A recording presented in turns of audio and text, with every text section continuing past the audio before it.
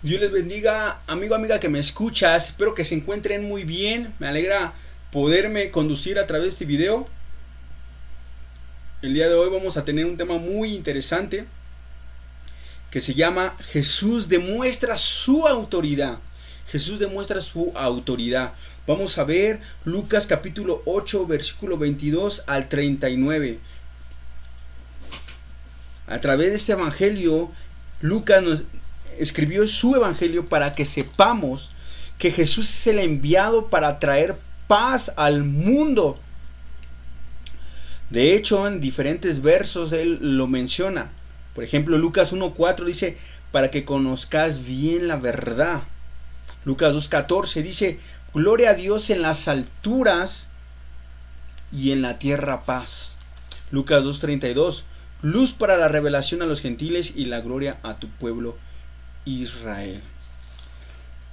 Vemos, amigo, amiga que me escuchas, tanta maldad que pasa en redes sociales, en la radio, en la televisión, en la calle donde vivimos. Violencias, matanzas, robos, violaciones, guerras, personas que matan bebés, o hombres que dicen ser mujer, mujeres que se ponen en el papel del hombre, y diferentes cosas que muchas personas pudieran verlo como algo normal y cotidiano, que es algo que piensan.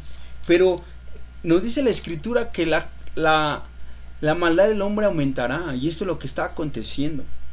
Y podemos preguntar, ¿qué tipo de hombre es capaz de dar paz en medio del caos? Solo Dios mismo. Él posee el poder y el amor sobrenatural. De hecho, en esta lección, Jesús nos muestra que posee este poder y amor porque es el mismo Dios encarnado. El Colosenses 2:9 nos dice el apóstol Pablo, porque en él habita corporalmente toda plenitud de la deidad. El primer punto, el poder divino sobre la naturaleza y el amor divino a los rebeldes. Y el amor divino a los rebeldes. Vamos a leer el versículo 22 al 23 para empezar de lleno. Lucas 8, 22 al 39. Dice, aconteció un día que entró en una barca con sus discípulos, o sea Jesús, y les dijo, pasemos al otro lado del lago, y partieron. Para empezar, Jesús al cruzar el mar de Galilea con sus discípulos, nos revela un profundo amor al pueblo gentil, porque en su primer ministerio de Jesús, es la primera vez que Jesús entra al territorio gentil. De hecho, la palabra el otro lado del lago en este verso significa el lado este, que es Decápolis. Decápolis es una zona de 10 ciudades gentiles. Jesús cumplió con esto la promesa. Jesús cumplió la promesa de Dios de que el Mesías, o sea Jesús, vendría a ofrecer salvación a todas las personas, incluyendo judíos y no judíos, sin discriminación social y racial. Lucas 2:32 nos lo muestra, luz para revelación a los gentiles.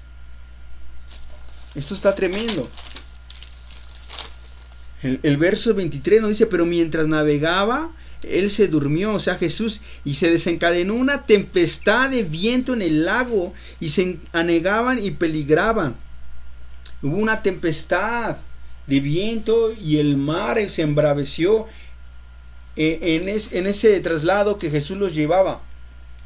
Con esto nos muestra que la decisión de Jesús revela su poder y autoridad, que fue Jesús quien guió a sus discípulos a través de la tormenta. Fue Jesús quien guió a sus discípulos a tierra de gentiles. Aunque algunos discípulos no quisieran ir. Porque recordemos que el pueblo judío no tenía compañerismo con gentiles. Jesús los llevó a la tormenta y a un territorio impuro, para que pudieran ver su gran poder y amor. Les estaba enseñando a confiar en Él y a amarlo y a amar a los demás como Él lo hizo. Impresionante. Salirte de tu zona de confort y amar a las demás personas y a las que no son como tú. Te estoy hablando a ti, cristiano, de igual manera. Seguimos. El verso 23 nos muestra: pero cuando cruzaron el mar, una tormenta grande de viento los barrió. Las olas eran tan feroces que Mateo describió su experiencia esa noche como si fuera un terremoto de agua. Miren lo que dice Mateo 8:24. Se levantó el mar y una tempestad tan grande que las olas cubrían la barca. Pero Jesús dormía. El viento que desciende de los montes provoca las olas mucho más grandes que otros lagos.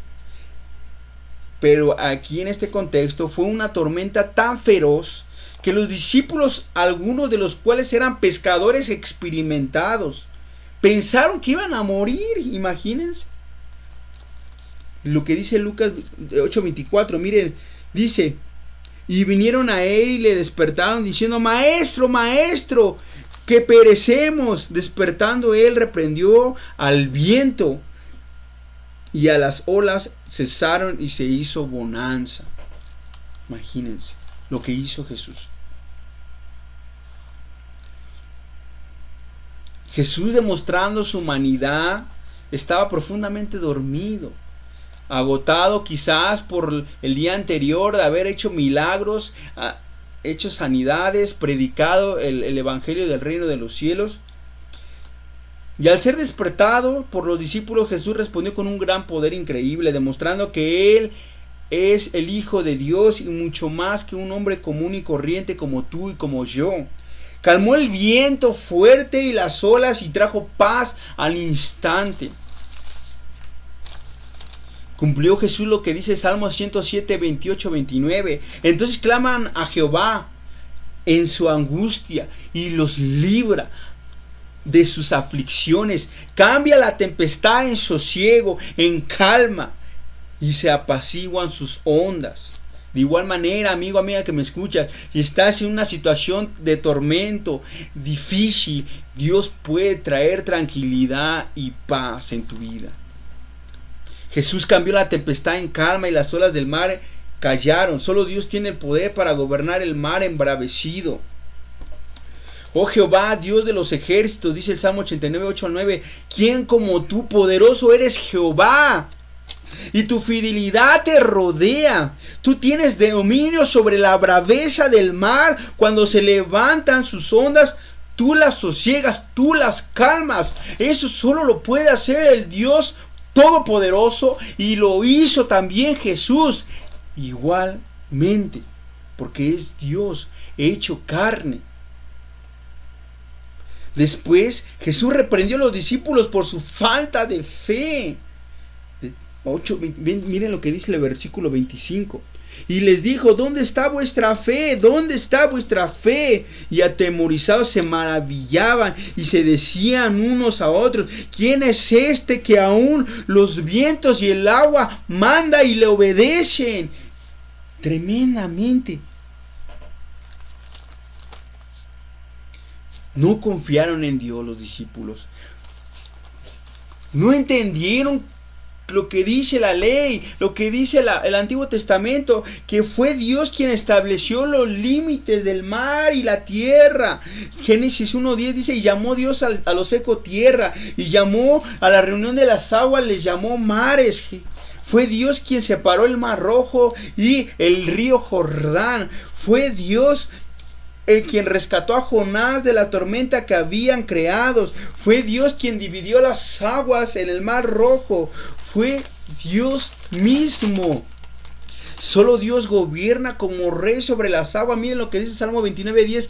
Jehová preside en el diluvio y se sienta Jehová como rey para siempre. 65:7 de Salmo. El que sosiega el estruendo y de los mares y el estruendo de sus ondas y el alboroto de las naciones. Dios mismo. Jesús lo sabía, por eso él estaba confiado y se durmió.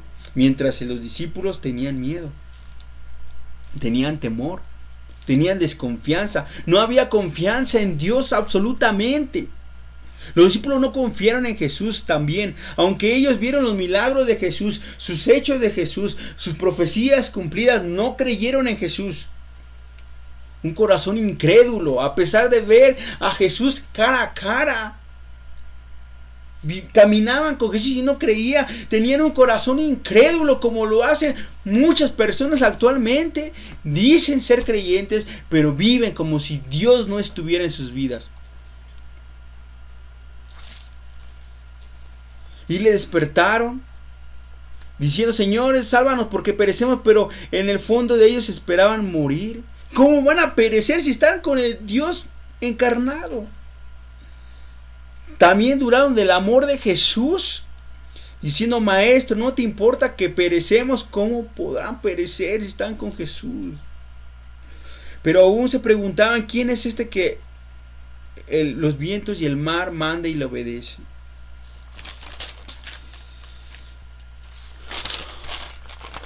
Los discípulos llegaron a tener más, en este lugar, los discípulos llegaron a tener más miedo ahora que cuando la tormenta les estaba amenazando a ahogarlos. ¿Por qué? Miren lo que dice Marcos 4:41. Temieron con gran temor cuando vieron que Jesús reprendió el viento y cayó el mar. ¿Por qué tenían tanto temor los discípulos?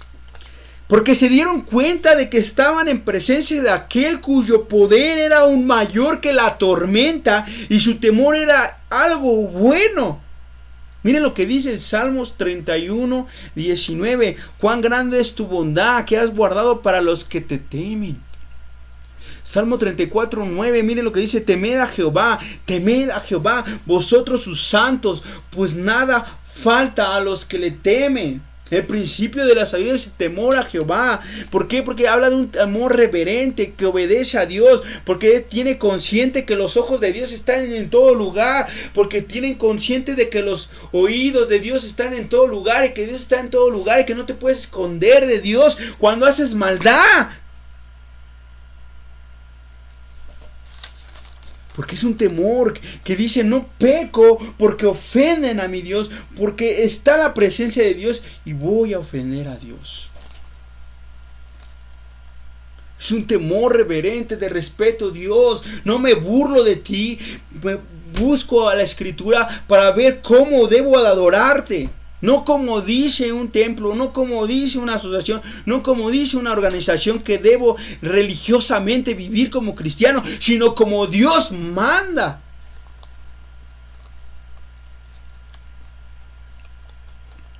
Porque los que no temen a Dios se resisten a Jesús, como lo hizo Faraón.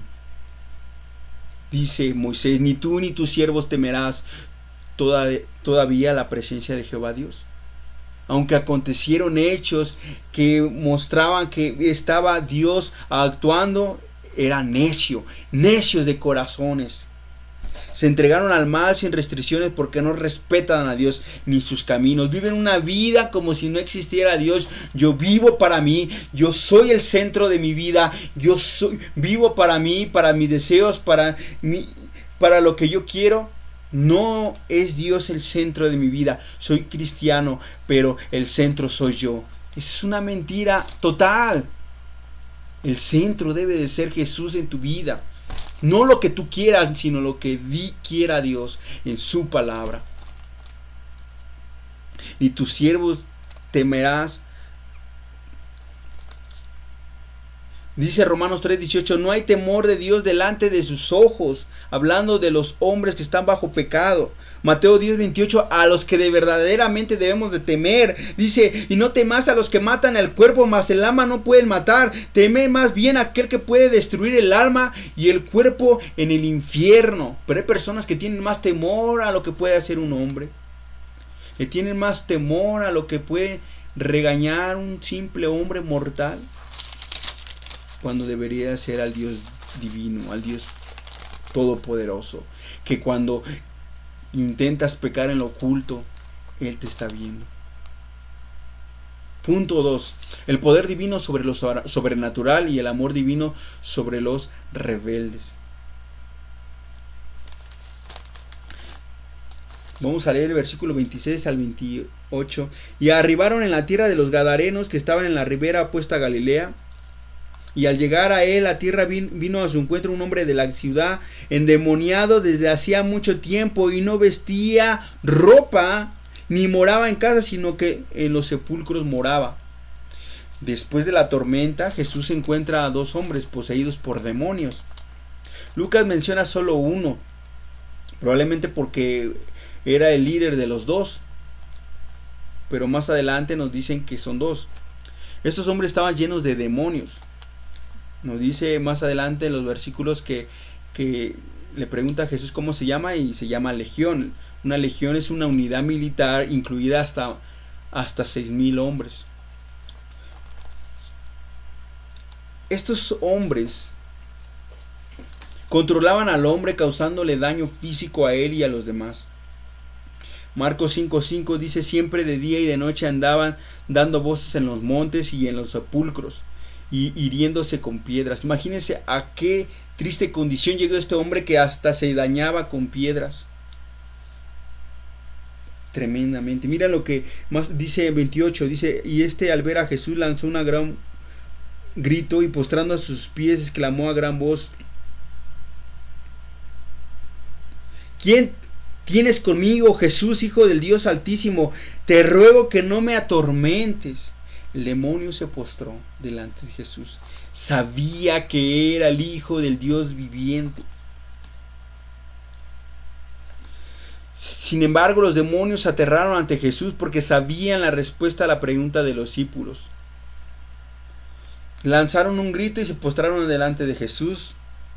Sabían que ni siquiera su líder Satanás podía oponerse al poder de Dios. Mateo 3:17 dice: este es mi Hijo amado, en quien tengo complacencia, porque estaban delante del Dios vivo, del Dios, el Hijo de Dios.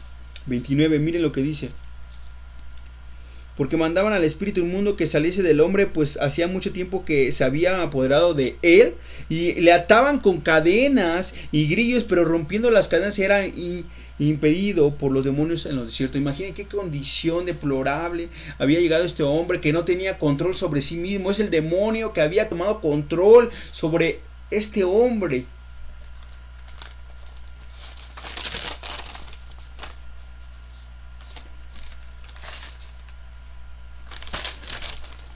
También sabían que Cristo los juzgaría. Miren lo que dice el 30. Y le preguntó diciendo Jesús: ¿cómo te llamas? Y le dijo: Legión, porque muchos demonios habían entrado en él. En el 31, y le rogaban los demonios que no los mandase ir al abismo. Los demonios no querían ir al abismo por una situación. ¿Por qué? Porque sabían que Cristo los juzgaría en su segunda venida, no en la primera. Apocalipsis 20:10 nos dice en el futuro lo que acontecería. El diablo que los engañaba fue lanzado en el lago de fuego y azufre, donde estaba la bestia y el falso profeta, y serán atormentados de día y de noche por los siglos de los siglos. Entonces rogaron que no les encerraran en el abismo. ¿Por qué? Porque el abismo es una prisión temporal para demonios hasta el milenio.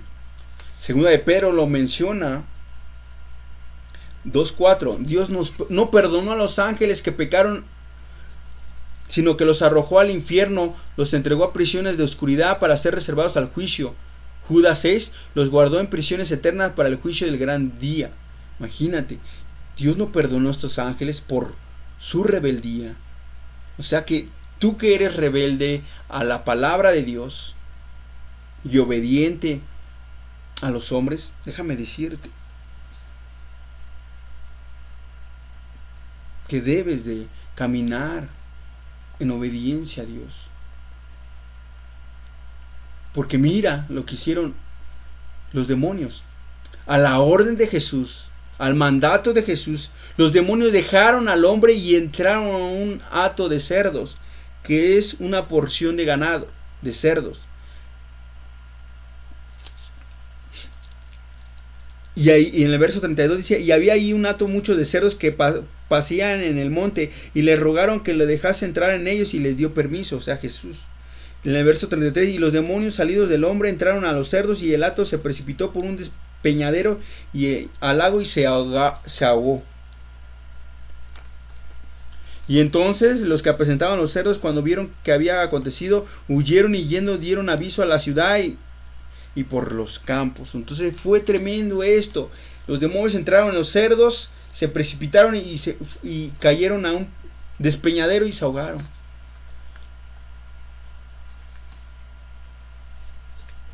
El hombre estaba totalmente curado. Y salieron, el verso 35, y salieron a ver a lo que había sucedido y vinieron a Jesús y hallaron al hombre de quien habían salido los demonios sentado a los pies de Jesús. Estaba en los pies de Jesús este hombre y vestido en su cabal juicio, y tuvieron miedo. Estos hombres tuvieron miedo. En lugar de reverenciar a Jesús, tuvieron miedo. Pero la gente de los pueblos gentiles cercanos no estaban agradecidos de Jesús. De hecho, pidieron a Jesús que se fuera. Lo rechazaron. La gente, como los discípulos, temían a Jesús porque se dieron cuenta de que tenía más poder que una legión de demonios. Entonces, como todos los incrédulos, decidieron que era mejor vivir con dolor y maldad antes de ser cambiados por el poder de Cristo. Imagínate, la rebeldía, el duro corazón, que a pesar de ver el milagro hecho por Jesús, la gente sigue igual en su vida, no queriéndose sujetar a Jesús y cambiar su vida.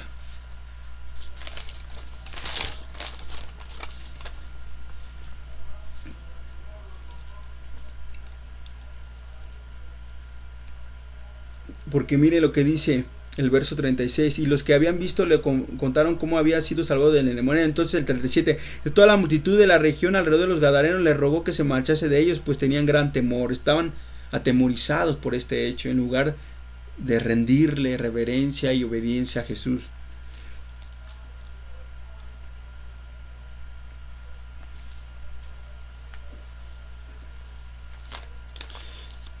El temor de los que vemos con todos estos hechos, amigo, podemos ver que hay dos tipos de temores. El temor de los creyentes, que es santo y reverente, que le conduce a odiar el pecado y amar a Jesús. Pedro nos da un ejemplo. Cuando vio un gran milagro de Jesús, cayó de rodillas ante Jesús y diciendo: apártate de mí, Señor, porque soy un hombre pecador. Y es un temor que se regocija del poder de Dios. Pero el temor de los incrédulos es un resultado del temor al castigo de Dios. ¿Cuál temor tienes tú, amigo? Pues no haber recibido el espíritu de esclavitud para estar otra vez en temor. Estos hombres gadarenos rechazaron a Jesús, pero Él no los abandonó, porque al contrario les envió un misionero que había experimentado el poder milagroso de Jesús y su amor sobrenatural. Este hombre estaba tan transformado y agradecido de la obra que hizo Jesús en su vida, que hizo aún más lo que Jesús le ordenó. Hizo más que lo que Jesús le ordenó, difundiendo la noticia no solo en su ciudad natal, sino en toda la región de Decápolis. Imaginen este hombre. No cuestionó: no tengo talento para hablar a la gente, no quiero evangelizar, sino este hombre empezó a hablar de las maravillas de Jesús, no se cayó, nada de pena, nada de que no tengo don, nada de que para luego. Lo hizo automáticamente en obediencia, hizo más de lo que le hizo Jesús. Pero ¿cuántos de nosotros todavía pensamos en hablar a otra persona de Jesús?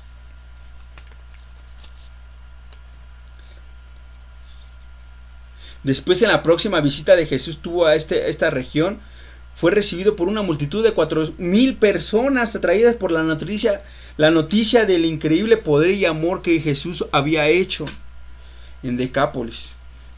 Después, 4,000 personas Jesús aparecieron en este lugar donde Jesús les dio de comer pan y pescado. ¿Qué sucedió con este hombre? ¿Por qué quería seguir a Jesús? Porque este hombre se dio cuenta de que quién era Jesús. Cuando Jesús le dijo que fuera y anunciara cuánto había hecho Dios por él, él respondió y de inmediato yendo y proclamando la obra de Jesús en él. Este hombre fue cambiado porque sabía que Jesús era realmente Dios encarnado, el único con poder de amor ilimitado como para traer paz en su vida. Jesús en esta lección en conclusión podemos ver que calmó una gran tormenta, que expulsó una legión de demonios. Esto nos muestra que Jesús es el Hijo de Dios encarnado. En la tormenta de tu vida, amigo, amiga que me escuchas, es fácil pensar que Dios ha perdido el control. Pero Dios es soberano, Él controla todo y también tu destino. Jesús puede calmar cualquier tormenta que enfrentemos. Él lo puede transformar, Él puede cambiar todo esto porque es Dios. Creamos en Dios, confiemos, seamos como el hombre sanado que caminó en amor y obediencia a Jesús real. Dios te bendiga, que tengas una excelente tarde, amigo, amiga que me escuchas. Te invito a suscribirte al canal.